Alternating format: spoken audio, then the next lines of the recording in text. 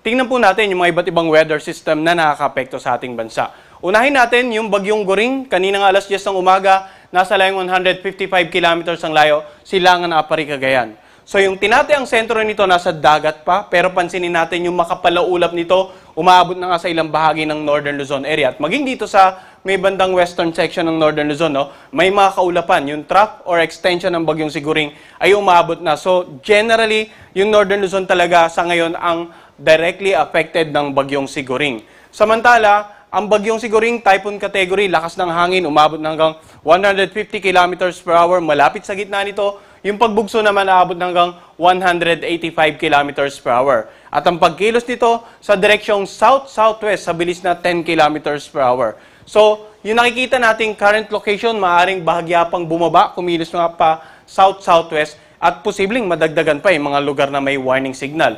Samantala, dito nga sa Central at Southern Luzon at ilang Northern Luzon, na pag-ibahin naman ito yung habagat, dito nga sa kanlurang bahagi ng Central and Southern Zone at maging sa may bandang Visayas area. Samantala yung kumpol ng kaulapan, dito nga sa labas ng ating area of responsibility, ito naman ay isang low pressure area. At kanina, nasa layong 2,150 kilometers ang layo, Silangan ng gitnang Luzon. So wala pa itong direktang epekto sa anumang bahagi ng ating bansa, subalit patuloy din tayo magmamonitor sa nabanggit na low pressure kahit nasa labas ito ng ating air responsibility. So balikan natin ano ba yung mga lugar na may warning signal. Dahil po sa bagyong Siguring, no, mas lalong nadagdagan yung warning signal natin. Mayroon na tayong warning signal number 3 sa areas na naka-highlight ng orange. Ito po yung northeastern portion ng Cagayan at saka yung eastern portion ng Isabela. So, meron tayong warning signal number 3 dito. Yung yellow naman ay warning signal number 2. Sa eastern portion ng Isabela at sa eastern portion ng Cagayan at sa northern portion ng Aurora. Yung lugar na may warning signals number 3 and 2, maaaring makaranas na ng mga masungit na panahon at maalon hanggang sa napakalong mga karagatan. Hanggat maaari, huwag na talagang pumalawat yung anumang uri ng sakyang pandagat sa mga karagatan na may warning signal. Pag sinabi nating masungit na panahon, pag-ulan, pwedeng magdulot ng mga pagbaha sa low-lying areas o pag-aapaw ng mga tubig ilog na magresulta rin sa pagbaha ng mga komunidad na malapit sa mga ilog. Pagguho ng lupa naman, kung ilang araw na pong umuulan sa inyong lugar, lalo na malapit kayo sa paanan ng gilid ng bundok, maaaring malambot na po yung mga kalupaan, maaaring magdulot ito ng mga biglaang pagluho ng lupa. Samantala, sa areas na naka-highlight ng light blue naman, yan yung lugar na may warning signal number 1. Batanes, natitirang bahagi ng Cagayan, kasama ang Babuyan Island, yung central portion ng Aurora, buong lalawigan ng Quirino, natitirang bahagi ng Isabela, dito sa may bandang Apayao, eastern portion ng Nueva Vizcaya, warning signal number 1 din sa eastern portion ng Ifugao at eastern portion ng Mountain Province, ganun din sa Kalinga.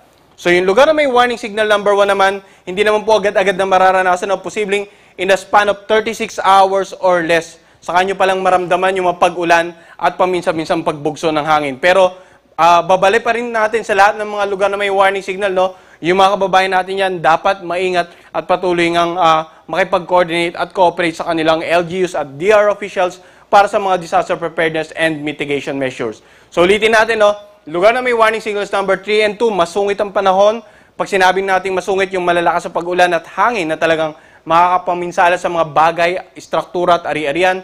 Warning signal number 1 naman, pag-ulan at paminsan-minsan pagbugso ng hangin. Ngayon, maaring minimal pang epekto ng hangin sa mga lugar na may warning signal number 1, pero it doesn't necessarily mean na mahina po ang bagyo sa inyong lugar. Basta po may warning signal, dapat lahat tayo nag-iingat.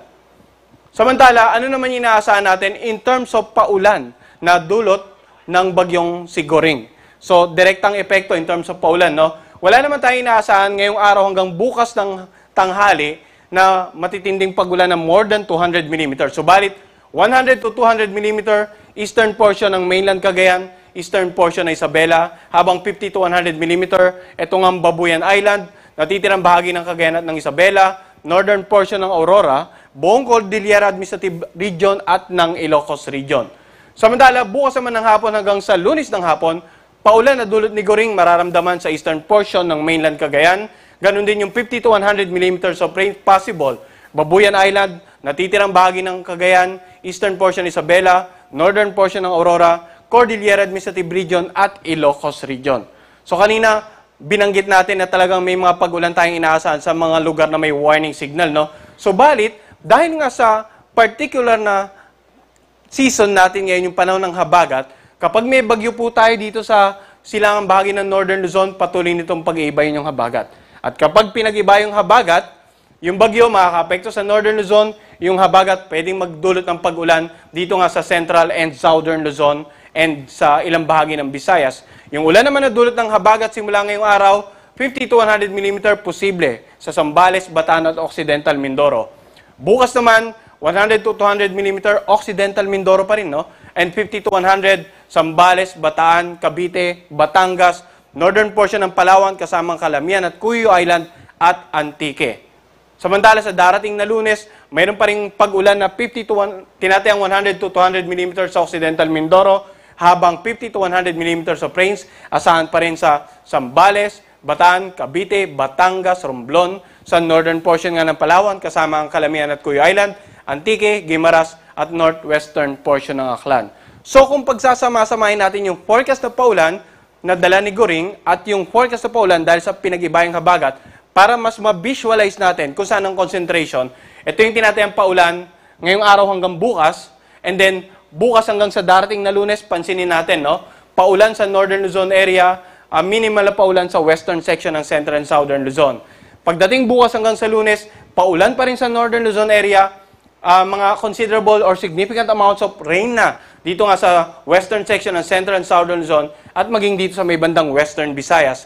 Pagdating ng Lunes at Martes, may paulan pa rin sa Northern Luzon at patuloy pa rin yung paulan na dulot ng pinag-ibayang habagat sa western section ng Central at Southern Luzon at ng Visayas. So bakit po natin ipinakikita? Ito yung posibleng makakaranas na mga concentration or madalas sa pag-ulan, at given the fact na during the last 5 days ay talagang may mga matitinding paulang naitala, lalong-lalo na dito sa mga lalawigan ng Northern Luzon area, nandiyan pa rin po yung patuloy nating paalala na posibleng ang malambot na yung kalupaan dahil sa mga pag-ulan during the last 5 days, at yung inaasahan pa nating paulan over the next 3 days, pwede nga magdulot ng mga biglaang pagguho ng lupa. Lalo-lalo po doon sa mga paanan ng bundok or pagbaha naman sa mga low-lying areas. Kaya paalala pa rin po, no, maging alerto, patuloy na mag-monitor sa ating update at makipag-ugnayan sa kanilang LGU at mga disaster risk reduction managers.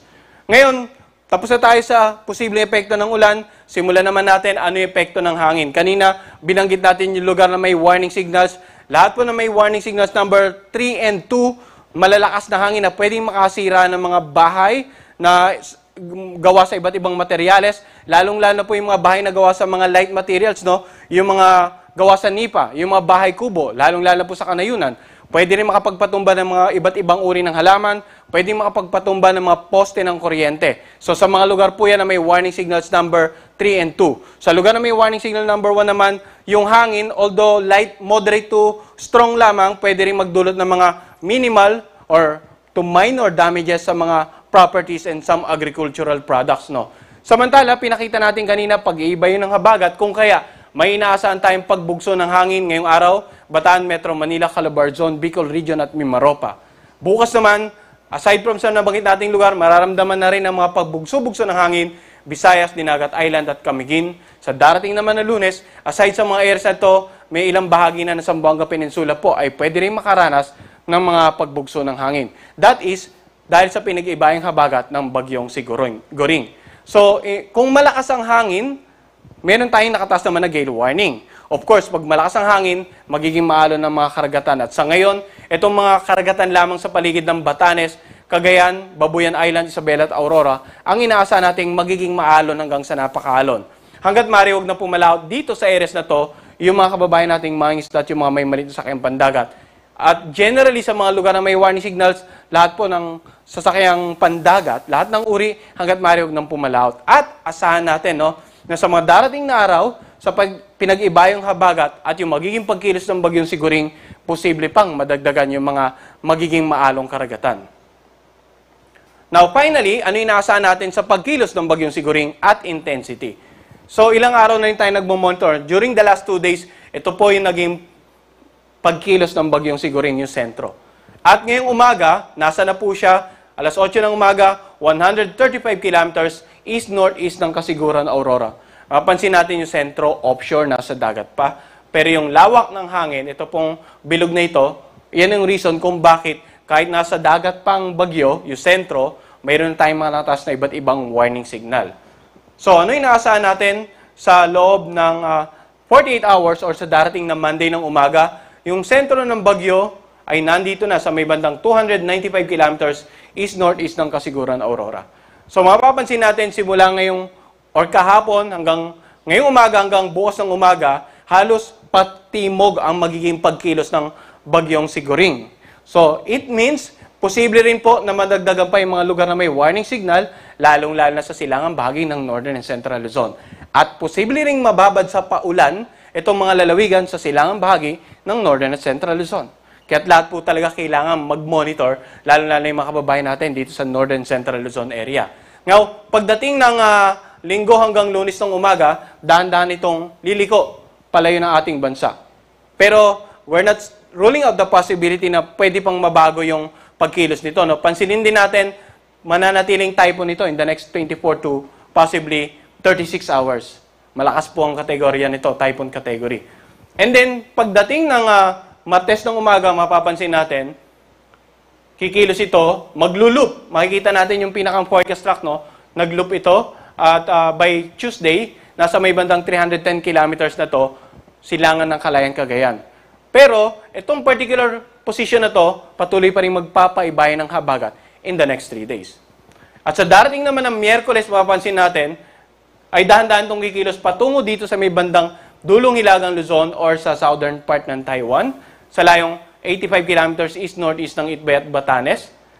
Samantala sa darating naman na Huwebes, makikita natin na sa loob pa rin ito nating air responsibility, no? Or sa layong 250 kilometers north-northwest ng Itbayat, Batanes. So itong forecast track natin ito, over the next 3 to 5 days, pwede pa rin magpaibayan ng habagat. At yung epekto ng habagat, mararamdaman sa mga lugar na Central and Southern Zone, maging sa ilang bahagi ng Visayas at Mindanao. Kaya kami po dito sa Pag-asa, patuloy ang pag-ipag-ugnay natin sa mga partner agencies natin in terms of disaster preparedness and mitigation measures. Ilang araw na po tayong umate ng tinatawag nating pre-disaster risk assessment meeting with the government agencies na partner natin. At patuloy din yung paalala natin sa mga residente ng mga lugar na may warning signal na patuloy din makapag-ugnayan sa kanilang local government at saka local disaster risk reduction managing officers para sa mga disaster preparedness and mitigation measures. Habang ang lahat patuloy na pinapayong mag-monitor sa update ng Pag-asa hinggil nga sa bagyong Siguring at sa pinag-iibayong habagat.